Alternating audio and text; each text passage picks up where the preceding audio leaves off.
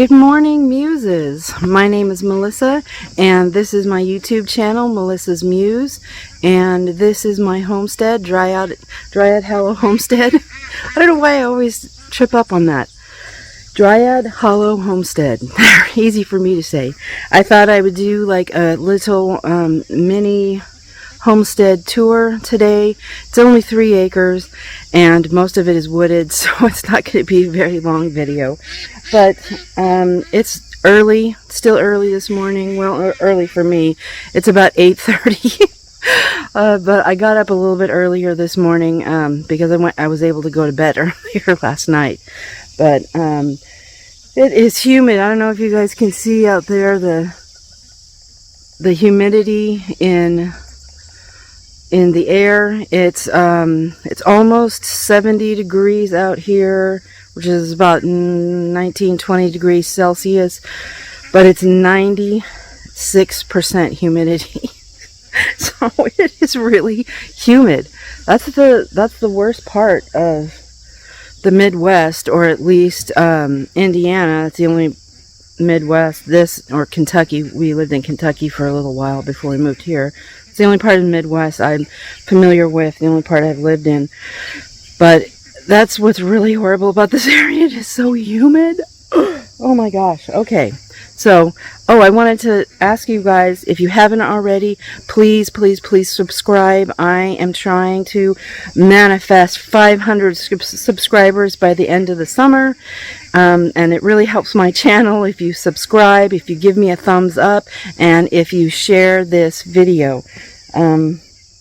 So I just wanted to put that little reminder in before we take our tour. If you're new here, again, my name is Melissa, and I do I do YouTube videos, of course, but I do videos on homesteading. I'm a brand new homesteader. I also do videos on healthy living, which I am also new to. I'm trying. And I do writing videos because I am a fantasy sci-fi author. Okay, let's go on the tour. If I'm looking off into the distance, it's because it's really sunny out here right now. My farm / homestead in the early-ish morning. There's my camper. That's the camper we were living in for 4 months after we sold our house in town, and we were looking for another place to live. It took us 4 months to find this place. This is where we have our family barbecues. These are my chickens and my garden. My duckies are back there. This is my overgrown front porch garden area. I don't have any goodies to feed my chickens today, this morning. We feed them all of our chicken scraps. Oh, I forgot about these things. These things, I gotta turn them off because they interfere with the video. I usually turn them off ahead of time, but I forgot this morning. Oh, I think it's this one. There we go. They're supposed to keep deer and other little critters out of the garden, and we haven't had any problems, so I guess they work. My garden. Oh, I want to show you guys the flowers. The zinnias are finally starting to bloom. These are the Queen Lime Red version of zinnias. There's a calendula back there that's blooming. One cosmos is blooming. Some more zinnias down here. And it's been taking these guys forever to bloom, but they're blooming. And let me see if I can find the pollinators in here. Oh, there's a squash. I'll come back and pick that. You guys, we have so many bees here. It's so funny, and they're all different sizes, from tiny itty bitty things that I had to take a picture of with my phone and then blow it up so I could see that it was really a bee. that small to the big giant bumblebees. And we get these bees here. No, I think that's a regular bee, not just a regular honeybee. But there's these bees. Maybe it's this guy. Nope, those are the bad guys. Come back and I'll have to get them. But there's these bees that sit in these big yellow squash flowers, and it's like they're sleeping. It's so weird. These are just the regular honeybees in here. There's so many different kinds of bees. Big ones, little ones, skinny ones, fat ones. It's weird. Look at my red curry squashes going up this trellis that I have my noodle beans on. But I'm finally going to get a squash here. There we go. I have never had any of those, so I don't know what they taste like. But this is a garden tour. I'm just touring the homestead. Here's my chickens, and I was saying I didn't have any goodies for them this morning. We feed them all of our chicken scraps. Let me turn this guy off again. Sorry. Oh, I think that one's already off. And so they've gotten used to it, so every time the door opens, they rush out here at the fence and look at me like, well, hello, come on, feed me. Yesterday I was skinning some peaches and cutting them up, and I put them in the freezer for later, and I fed them and the ducks all of the peach skins, and it was an entire big gallon bag of stuff, and they ate it up so fast. There's the chicken coop that Richard made. They're not laying yet, probably not until the end of October, beginning of November, but he's going to build laying boxes here, fully enclosed, open this up, and then have a lid on it so that I can come in here and get the eggs when they start laying. Biggin! There's Biggin. Whoa! Biggin, our goose, we would have to wrangle her every single night and put her in the coop because she does not like the coop. She won't go in by herself. But the last 3 nights, we've just said, forget it. You know, the electric netting is up, and she stays under the coop, so she's protected, and it's not worth it coming out here every single night trying to wrangle her, catch her, and put her in there. So these little kookamarins, the little black and white ones there, do not go in until late. It's like 10 o'clock. It's pitch dark, and they're still out here trying to catch fireflies. So we want to put in an automatic door, which I guess will be okay if we just put it until like 10 o'clock, because you can program them. And by 10 o'clock, by 10:30, they'll all be in. But I just worry about these little kookamarins that just will not go in. They really love to stay out here and try to get bugs. All these other ladies, they go in there. They're so pretty too. Look at these guys. I had only ordered one rooster, and if you saw the videos of when I picked them up, there's 2 different there's 3 different batches from 2 different hatcheries. In the first batch, 10 of the, 40, 50 some odd chickens that I ordered, 10 of them died.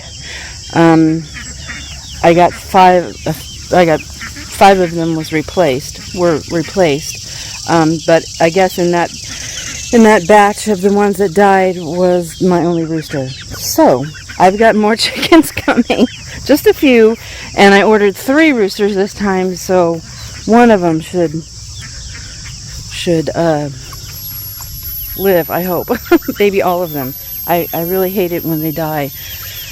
These ones, since Richard's shop is full of cars now. These ones we're going to be keeping in our laundry room because there's not that many of them. So we're going to be building a small brooder to be in the house. I wanted to show you guys. I know I showed you this at the couple of days ago on the garden tour, but look at these white pumpkins, you guys. They're crazy. They look like little moons. I love them so much. There's another one there. Oof, all the bees. They're doing their job. Another one here. Oh man, if you can see it. They're great. There's my orange ones there. But look how long this pumpkin, his arm is going. Oh, there's another one there. But they're going down to the road. There's the road. I'll walk down here. We had a utility crew come through here all down the street and put up these little blue flags all the way. There's more down there where our water line is. They're marking the water lines, and I was really excited because I thought, oh well, maybe that means Mainstream, the local fiber internet company is finally going to start doing some construction out here. But I don't know. I called them and they're not giving up their secrets. But here's the road. It's usually not busy, but this time of morning people are going to work, so it's more busy than usual. But there's a car to drive by. I feel like an idiot. I'm sitting here talking to the camera. But here is the homestead. Right along here is the property line. I'll take you guys down here. Look at these weird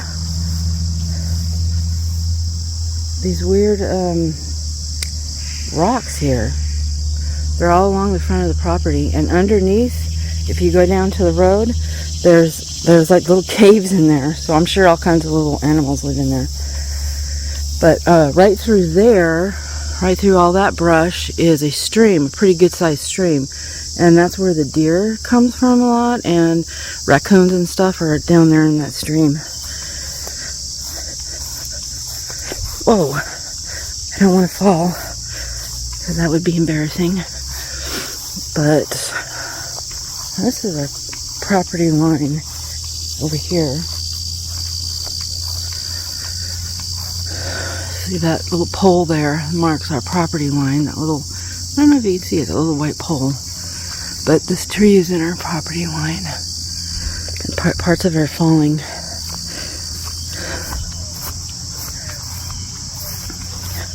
But right here is the property line. And we have all this over here to just the other side of the driveway. I don't know if you can see that house through there, but that's our closest neighbor. Well, we do have a neighbor over here, but either one of those neighbors aren't very close. This is about, I would say, an acre up here in the front. Okay, we're up here on the other side of the property now. I'm actually on my neighbor's property right here. You can tell where it's mowed.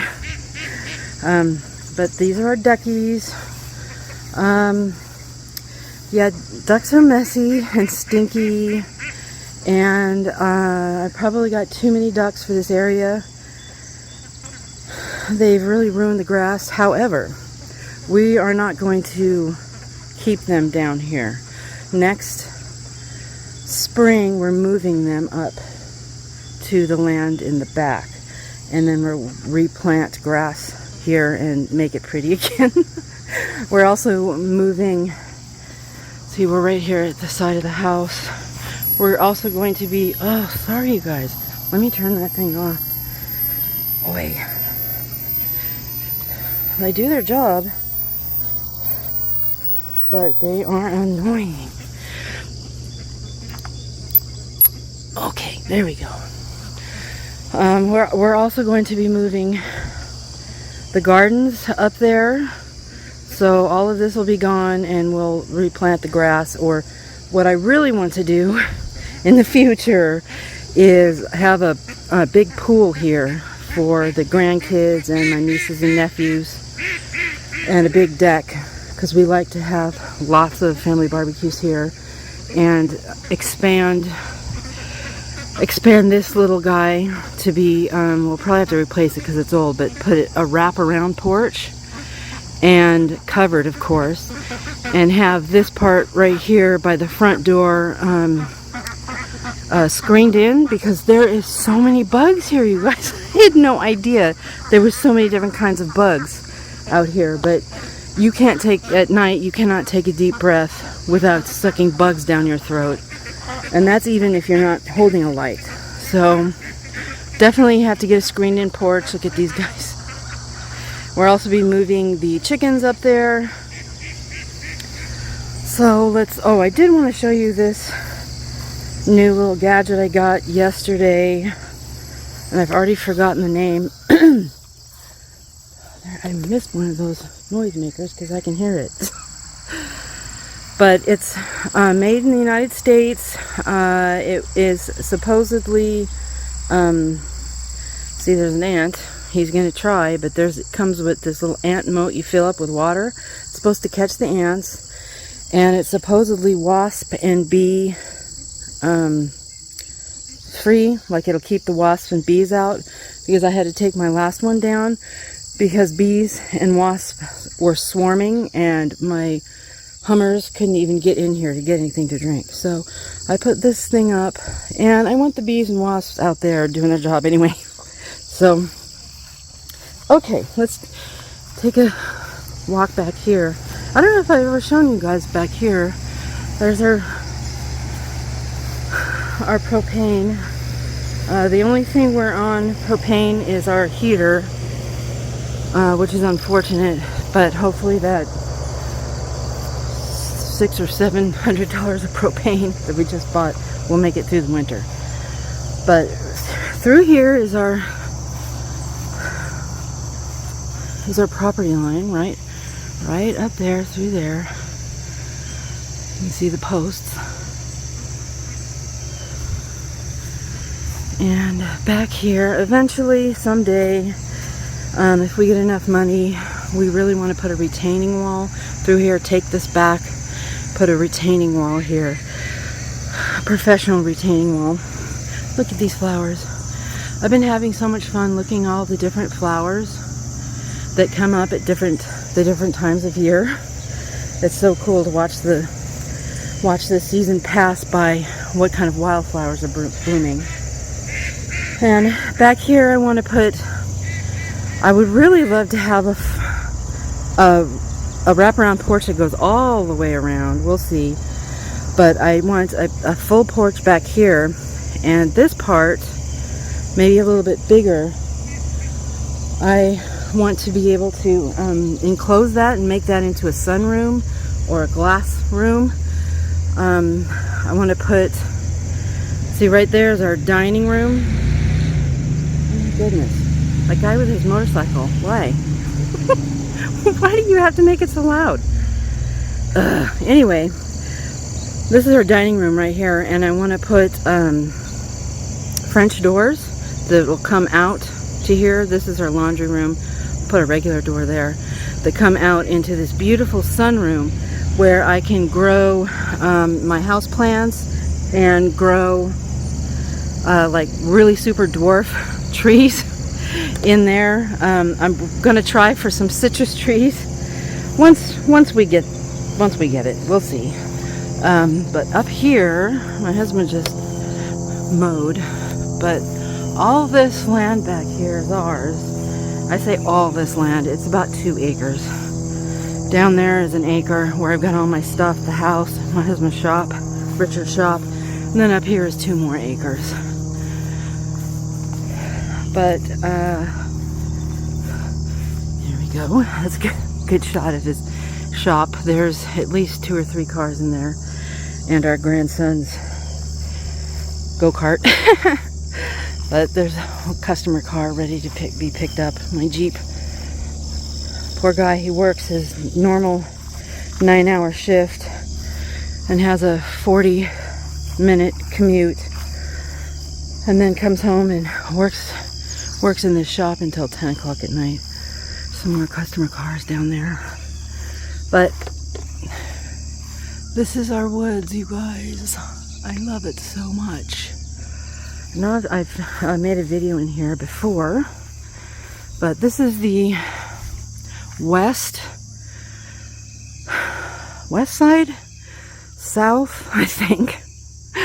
It's hard to tell with all this vegetation, but look at that guy. Hello. I don't know if you can see her. Hello, spider. See if I can get under here without disturbing her. Probably 500 more.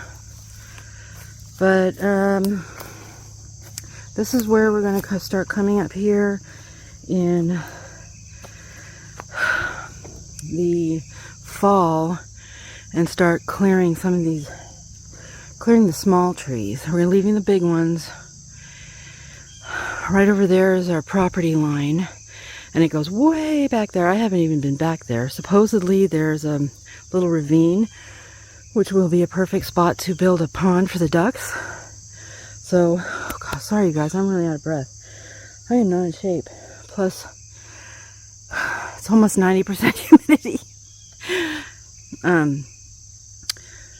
What was I saying? Oh, pond for the ducks. This is where the ducks and the geese and the chickens will be kept. Property line goes all the way back here, and then comes back around here, and that's like the edge of it, where the gravel is. So I'm planning on clearing all of this out so we can get that southern and western sun, and building my raised beds all throughout here. I'm hoping to start, well, we've got a small compost pile down there. You can hardly see it. Small compost pile down there. But I'm hoping to build a bigger one there. And hopefully we can get either some kind of a four-wheeler or with a dump or a tractor in the future, so we could bring up the compost and put it into my raised beds that I want all along here. And back there I would love to put a high tunnel, because I really want to see if I can grow, if there's an economical way that I can keep it heated, an economical, sustainable way that I can keep it heated. I would love to try to grow citrus here, because it's too cold. You can't grow citrus just out in the open. So I'm looking forward to doing some experiments with that, and then have our future goats in here somewhere. Goats, maybe some sheep, and the pigs way in the back. We'll keep in the pig area, we'll keep the trees up, because I don't want them to get sunburned or get too hot or anything like that. So we'll keep the trees up back there. But this is it, you guys. You can tell it is like overgrown.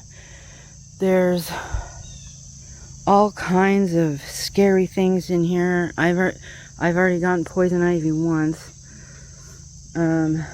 My husband keeps getting those, what are they called? Chiggers? So, but this is going to look really nice once we get it cleared out, and we plant some grass for the sheep and the goats to eat. I think it'll be really, really nice, and I have my gardens here with my raised beds, and in the future my high tunnel. I want to put a fountain up here somewhere with some benches, a nice place to sit and meditate, hang a whole bunch of wind chimes. The wind doesn't usually come through here, but maybe if we clear out some of this stuff, we would get a little bit more wind. But I really want this to be a magical place of abundance. Let me turn this back. Here we go. Not only for the livestock that we'll have up here, but also for our vegetables and our growing things, but also for us, a place to come and really be with nature and be thankful and have gratitude for the abundance that we were given here, and take a step back and look at what our hard work has produced. So anyway, this is turning in, I wanted just to make a short video, but it has turned into be a long video. Don't want to lose my nose ring. I will never find it out here. So thank you guys for coming along with me on this little homestead tour. Or maybe it wasn't so little, maybe it's big. But please remember to subscribe to my channel, give me a thumbs up, and share this video. If you have any comments, drop them below, because it really, really helps my channel. And I am trying to manifest 500 subscribers by the end of the summer. So I will catch you next time, Muses. Thanks so much for spending time with me.